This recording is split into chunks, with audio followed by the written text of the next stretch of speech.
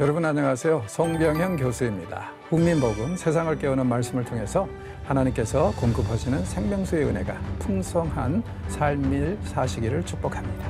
오늘도 귀한 세 분 함께 하셨습니다. 안녕하세요. 안녕하세요. 오늘은 우리가 에스겔서 37장을 살펴볼 차례인데요. 이 에스겔 37장은 사실은 크리스천들한테 가장 유명한 텍스트이기도 합니다. 부활절이면 가끔가다 한 번씩 목사님들이 이 텍스트를 인용해가지고 부활은 이렇다 하고 가르치시기도 하는데, 왜냐하면 여기에 보면은 마른 뼈들이 살아나는 이야기거든요. 근데 문제는 뭐냐면은 그건 잘못된 적용이에요.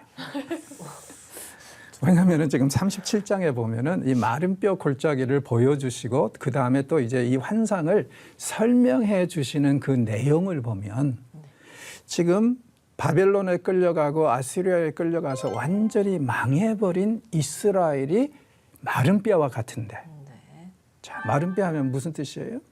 생기가 없다. 쓸모없다.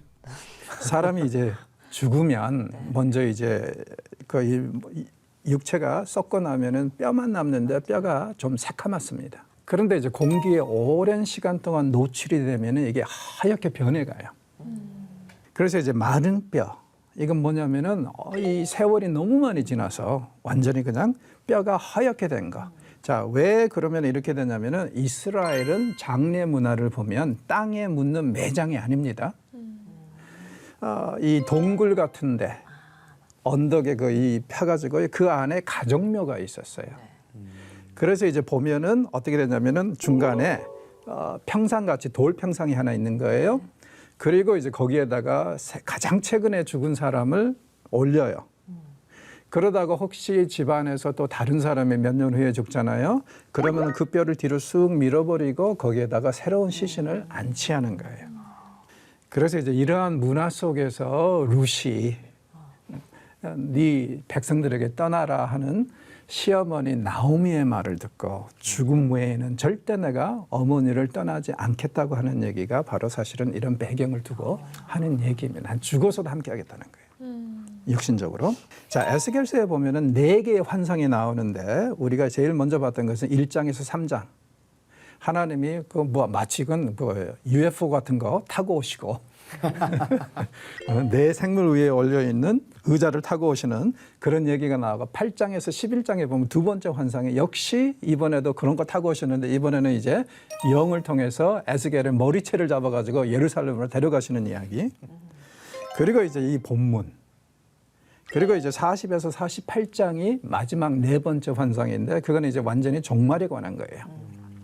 그래서 이 3번째 환상이 과연 무엇을 말씀하시는지 우리가 좀 보겠는데 일단은 이스라엘, 주의 백성이 회복될 것이라는 것.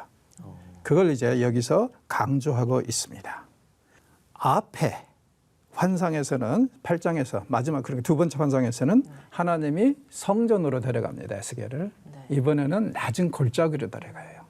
차이는 뭐냐면은 사실 성전은 예루살렘에서 제일 높은 곳에 있거든요. 그리고 여기는 완전히 어때요? 낮은 골짜기. 그러니까 가장 높은 곳에서 낮은 곳으로 내려가는 그런 상황이라고 얘기할 수 있습니다. 자, 그러면 과연 이게 무엇을 얘기하는지 우리가 살펴보도록 하겠습니다. 먼저 김수정 아나운서님 1절에서 3절을 읽어주시죠. 여호와께서 권능으로 내게 임재하시고 그의 영으로 나를 데리고 가서 골짜기 가운데 두셨는데 거기 뼈가 가득하더라. 나를 그 뼈 사방으로 지나가게 하시기로 본즉 그 골짜기 지면에 뼈가 심이 많고 아주 말랐더라. 그가 내게 이르시되 인자야 이 뼈들이 능히 살 수 있겠느냐 하시기로 내가 대답하되 주 여호와여 주께서 아시나이다. 아멘. 자, 예, 하나님을 다시 만났어요. 그런데 지금 이번에는 골짜기를 갔는데 보니까 그저 마른 뼈 밭이야. 아마 이런 거였던 것 같아요. 그래서 이런 걸 보여주시면서 하나님이 하시는 말씀이 이 뼈들이 살겠느냐. 여러분이 에스겔이라면 뭐라고 그러시겠어요? 아니요, 못 살아요. 믿음이 없으시네. 죽은 지 얼마 안 됐으면 그럼 가능하죠. 어떻게 해보겠지. 사기라도 치겠지. 근데 이런 건 도저히 아닌 것 같은데. 자, 고대 근동 사람들, 이스라엘도 마찬가지예요. 사람이 죽잖아요. 그러면은 영혼이 그 몸에서 나와가지고 3일 동안 그 주변을 맴돈다고 그랬어요. 그러다가 기회만 되면 다시 들어온다. 3일인 이유가 있나요 혹시? 그 이 성경에서 3일길 하면은 멀리 갔다는 얘기예요. 비유로. 그러니까 하여튼 오랜 시간이 지났다는 그런 의미에서 그러는데, 그래서 여러분 나사로가 죽었을 때 예수님이 일부러 다른 데 가셔서 좀 더 머무시다가 가잖아요. 3일이 훨씬 지난 다음에. 왜? 혹시라도 그런 미신 속에서 예수님이 나사로를 살리실 때 괜히 쓸데없이 주변에 맴도는 영혼이 들어온 거지 그가 기적을 행하신 게 아니다, 이런 말 나올까 봐. 그래서 일부러 기다리셨다가 확실히 죽었다는 거. 오죽이 나면은 뭐라 그래요? 몸이 썩고 있었다 그러죠. 냄새가 날 정도로.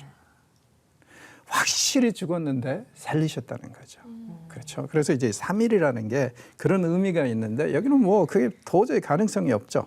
환상을 보면 처음 두 환상에 하나님이 스랍들을, 천사들 4명, 천사는 4명인가요? 4마리인가요? 내용. 하여튼 4천사가 이렇게 딱 양쪽으로 날개를 달고 손으로 뭐 이렇게 하면서 이렇게 그 위에 보좌가 있고 거기에 앉으신 하나님으로 두 환상에서 오셨거든요. 그런데 그 묘사에서 계속 반복적으로 강조하는 게 뭐였냐면은 이 하나님의 보좌를 떠받들고 있는 이 천사들도 영들도 생명이라고 생물이라고 하고 또 그들 안에 뭐 생명이 있고 하면서 생기를 그렇게 생명력을 강조했어요.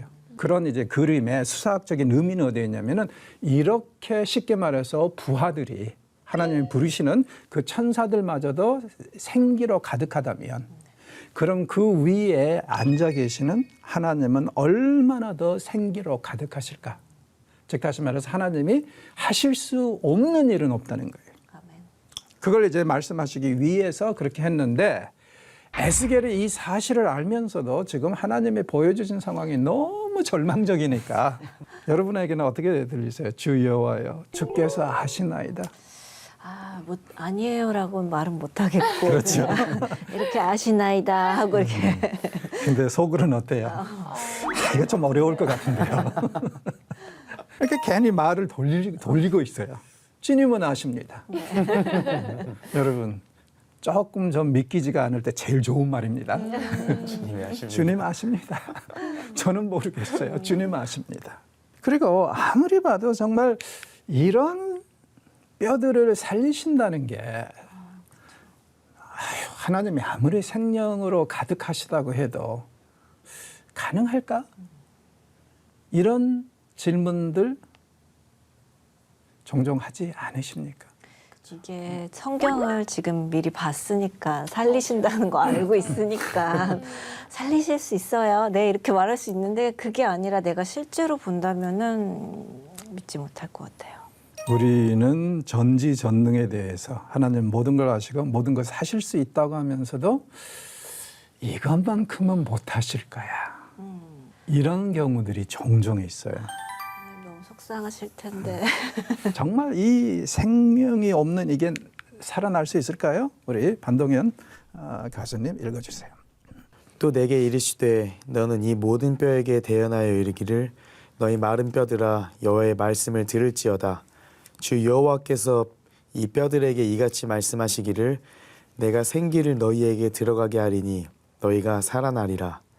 너희 위에 힘줄을 두고 살을 입히고 가죽으로 덮고 너희 속에 생기를 넣으리니 너희가 살아나리라. 또 내가 여호와인 줄 너희가 알리라 하셨다 하라. 자, 하나님이 그 마른 뼈들에게 말씀하시기를 뭐라고 그러냐면은 내가 너희에게 생기를 줄 테니까 살아나라. 6절을 보면은 먼저 힘줄이 생기고 살이 생기고 가죽으로 덮고 그 속에 생기를 넣었다. 이걸 가지고 자꾸 목사님들이 부활하면, 우리가 부활하면 이렇게 된다는 거예요. 정말 그렇습니까? 아닐 것 같아요. 그냥 그 모습 그대로 그냥 띡. 한순간에 그렇죠? 네, 그럴 것 같은데 영혼이 저는. 살아날 것 같은데 영혼의 영혼. 느낌의 모습, 천사 뭐 이런 모습. 육신의 부활도 분명히 있죠. 그러니까 영만 살아난다는 거, 영만 죽지 않는다는 것은 고대 근동의 다른 종교들도 종종 그런 얘기를 했었어요. 근데 이제 기독교가 특별한 거 뭐냐면은 육신도 살아난다. 그리고 예수님의 부활이 분명히 육신의 살아나심을 얘기하잖아. 그런데 이게 보통 몸은 아니에요. 우리가 지니고 있던 그 몸은 절대 아닙니다.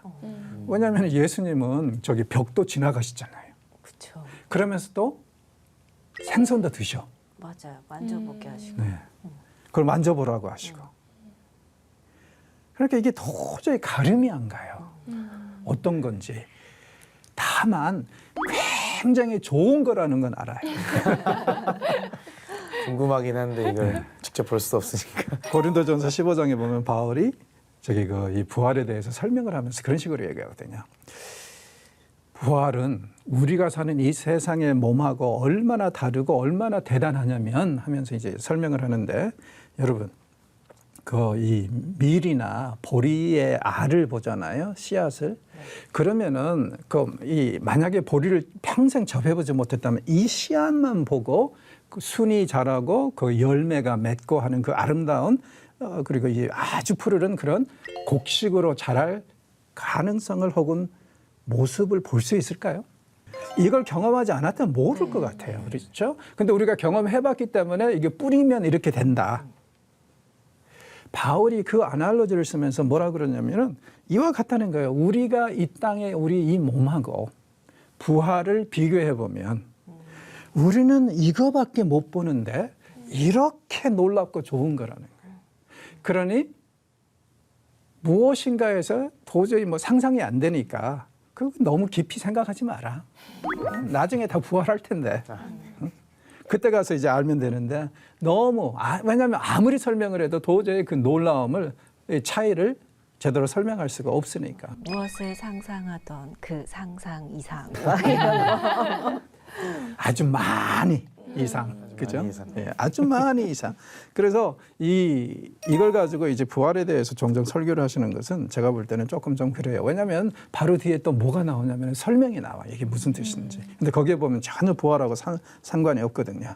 먼저 7절에서 8절을 우리 주연 자매님이 또 읽어주시죠. 이에 내가 명령을 따라 태어나니 태어날 때 소리가 나고 움직이며 이 뼈 저 뼈가 들어맞아 뼈들이 서로 연결되더라.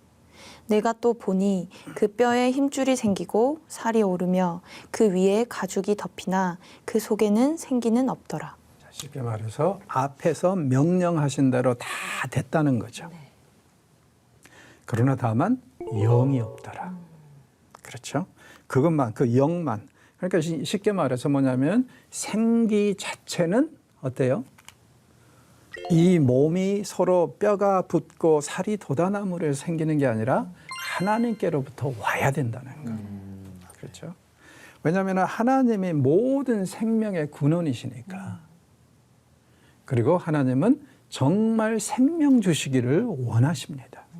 그렇죠? 나의 신앙생활, 나의 삶은 남들에게 생명을 선사하고 있는가? 아니면 그들이 가지고 있는 생명을 오히려 죽여버리고 있는가? 신앙생활 할 때 종종 교회에서 남의 조금 남은 생명을 그냥 앗아가려고 억압하고 억지 쓰는 사람들도 종종 있죠. 특별히 뭐 이게 법이다. 이게 뭐 이렇게 우리가 하나님을 사랑하는 방법이다 가지고 내 방식을 막 강요하는 사람들.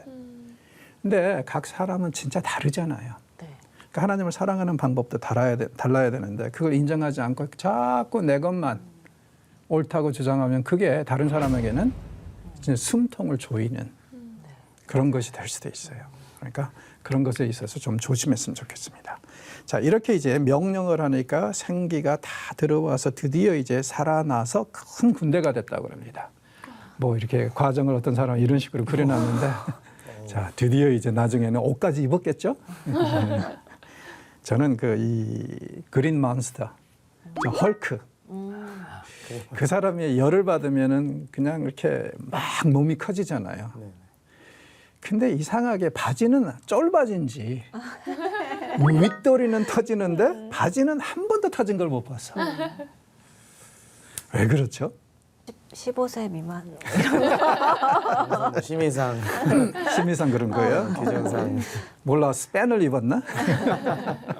하여튼 지금 이 다들 이렇게 계속 살아나면서 큰 근대를 이루었다고 그럽니다. 자, 그러면서 하나님은 분명히 말씀하십니다. 이건 부활이 아니고 뭐라고요? 이스라엘 온 족속이라고 그랬어요. 그들이 이르기를 우리의 뼈들이 말랐고 우리의 소망이 없어졌으니 우리는 다 멸절되었더라 하느니라. 이게 무슨 뜻이냐면은 북왕국 이스라엘은 722년에 망했습니다. 그리고 아시리아로 끌려갔어요. 유다, 남왕국 유다는 586년에 망했어요. 그리고 또 끌려갔어요. 지금 에스겔이 이 말씀을 들을 때는 한 540년대 정도 돼요. 그러니까 몇십 년이 지나고 100년 이상이 지났어요. 그런 상황에서 이 민족이 다시 회복이 될까? 어떻게 생각하세요? 주님은 아니하십니다. 굉장히 신학적이고 정치적이세요. 배웠으니까. 자, 고대 근동의 역사에 그 어디를 봐도 나라가 망한 지 70년이 넘어서 회복되는 나라는 없습니다. 아직까지도. 불가능한 일인 거예요. 그러니까 에스겔도 주님만이 아십니다 하고 돌려버렸죠. 근데 이 이슈는 분명히 뭐냐면 이미 망한 지 오래된 주의 백성이 다시 회복이 되겠느냐. 나라로, 민족으로. 된다는 거예요. 된다는 거예요. 그래서 이건 마치 이제 비유로 얘기하고 있는 거죠. 이건 뭐와 같냐면은 죽은 사람들이 무덤을 열고 나오는 것과 같다. 이건 불가능한 일인데 하나님만이 하실 수 있는데 사실은 이게 이제 제가 볼 때는 에스겔서의 클라이맥스예요. 왜냐하면은 1장에서부터 계속 하나님은 생명 가득하시다.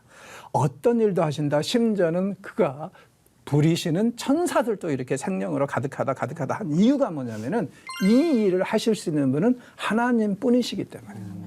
그래서 이제 회복시켜서 너희들을 다시 나라로 돌려보내겠다. 자, 이게 이제 끝이 아닙니다. 다음에 굉장히 중요한 비유가 또 하나 나와요. 하나님 뭐라 그러냐면 북왕국 이스라엘을 상징하는 이름을 나무에다가 새겨라. 그리고 남왕국 유다를 상징하는 이름을 또 나무 막대기에 세워라. 그리고 나서 뭐라 그러시냐면은 하나로 묶어라. 무슨 뜻이에요? 이스라엘, 유다만 따로따로 회복이 되는 게 아니라 함께 회복이 될 것이고 더 나아가서 하나가 될 것이다. 여러분 성경을 보면은 통일 신학이 굉장히 강합니다. 여기서도 그렇게 말씀하시는 거예요. 이스라엘은 이렇게 나라로 출범하자마자 얼마 안 돼서 이 다윗 시대 지나면서 솔로몬 시대 지나면서 나눠져 버렸잖아요. 네. 그리고는 다시는 회복이 안 됐는데 하나님이 이 일을 하실 거라는 거예요. 그들을 국가로 회복시키고 뿐만 아니라 하나로 통일시키실 것이다. 그래서 이렇게 둘을 하나로 묶는 그 이야기를 여기서 말씀하십니다. 그러니까 하나님은 절대 그 누구도 놓치지 않고 다 회복시키시는데 회복이 되면 그들은 어때요? 무엇보다도 이제는 우상 숭배를 하지 않을 것이라고 그래요. 그리고 그들을 다스리는 자는 누가 될 것이다? 다윗. 근데 다윗은 죽은 지 오래됐잖아요. 이게 무슨 뜻이에요? 다윗의 자, 사무엘하 7장에 가면은 이걸 이제 우리가 다윗 언약이라고 하기도 하는데 이 나단이 선지자 나단이 와가지고 당신이 성전을 지으려고 이렇게 했는데 하나님은 그걸 원하시지 않습니다. 당신의 아들을 통해서 그 영광을 받으실 겁니다 하면서 당신이 그래도 이렇게 귀한 생각을 했으니까 하나님이 당신에게 약속을 주셨는데 당신과 당신 후손이 이 백성을 영원히 다스릴 거라는 약속을 주셨습니다. 이걸 우리가 이제 다윗의 후손으로 메시아가 오실 것이라는 최초의 예언으로 이제 우리가 보고 있습니다. 그래서 그 이후로 선지자들은 끊임없이 얘기합니다. 메시아가 오실 건데 그분은 새로운 다윗으로 제2의 다윗으로 다윗의 후손으로. 자, 그러니까 마태복음 1장에 보면은 예수님의 계보를 정확하게 정리를 하죠. 그래서 이제 다윗의 후손이라는 걸 강조하세요. 마태복음 1장이. 이유가 뭐냐면 만약에 예수님이 메시아로 오셨는데 다윗의 후손이 아니라면 뭐 유다 지파 사람이라 할지라도 다윗의 후손이 아니라면은 짝퉁입니다.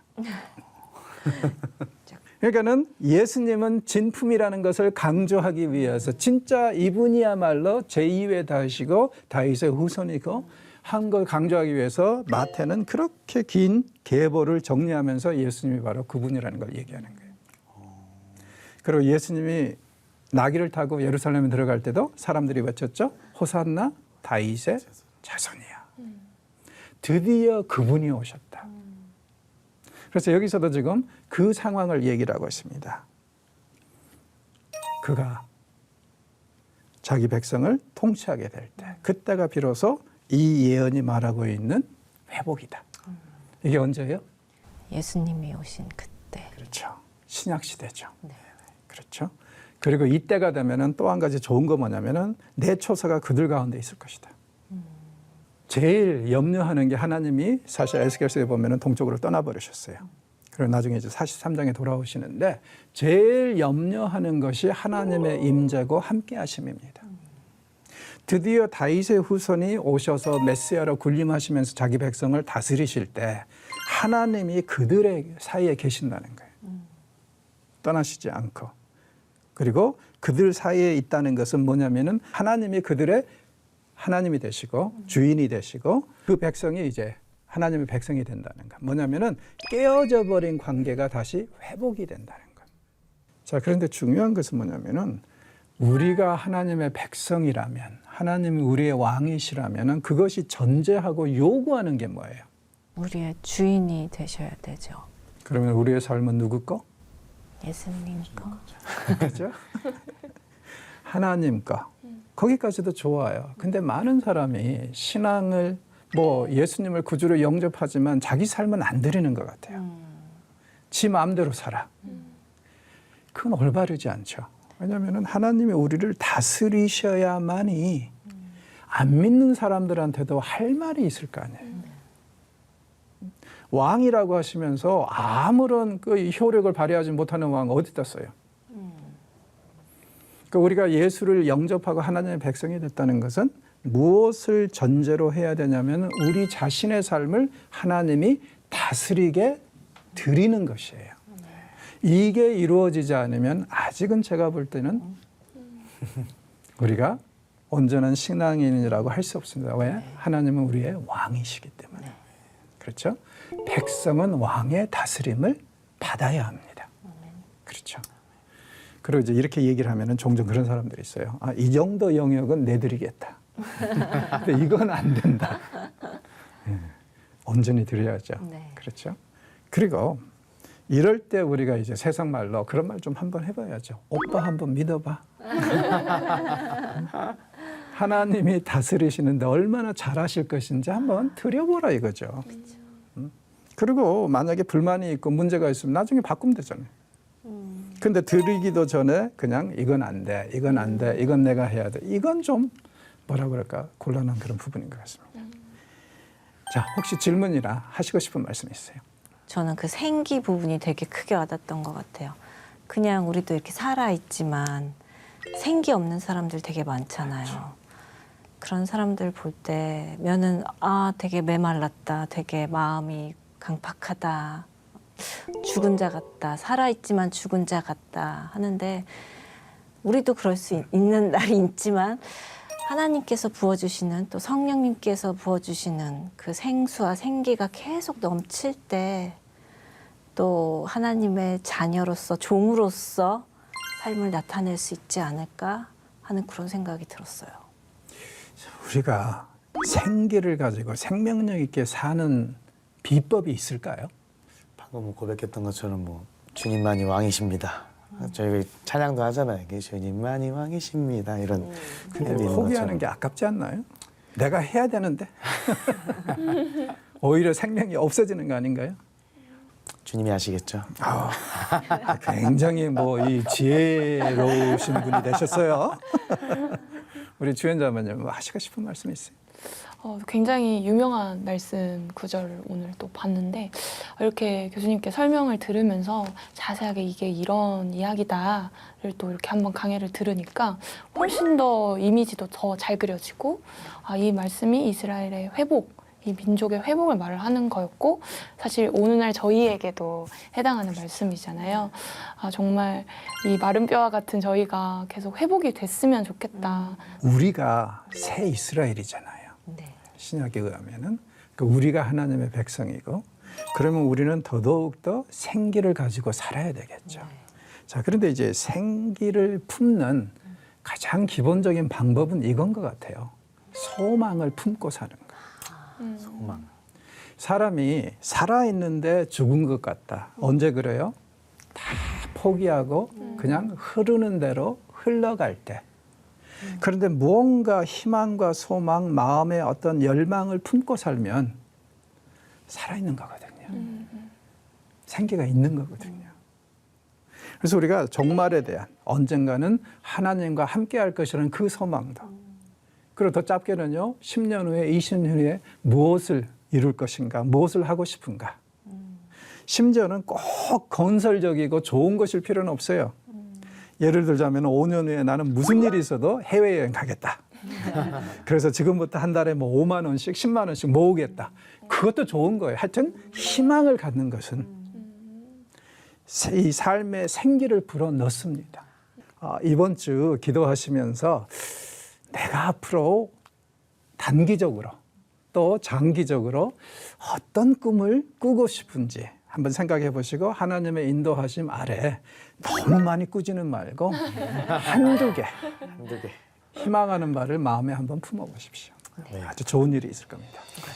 자, 오늘 강의는 이렇게 마무리하도록 하겠습니다. 다음 주에는 우리가 이 종말에 있을 최종 전쟁에 대해서 얘기를 좀 해보도록 하겠습니다. 무시무시하죠 또? 수고하셨습니다.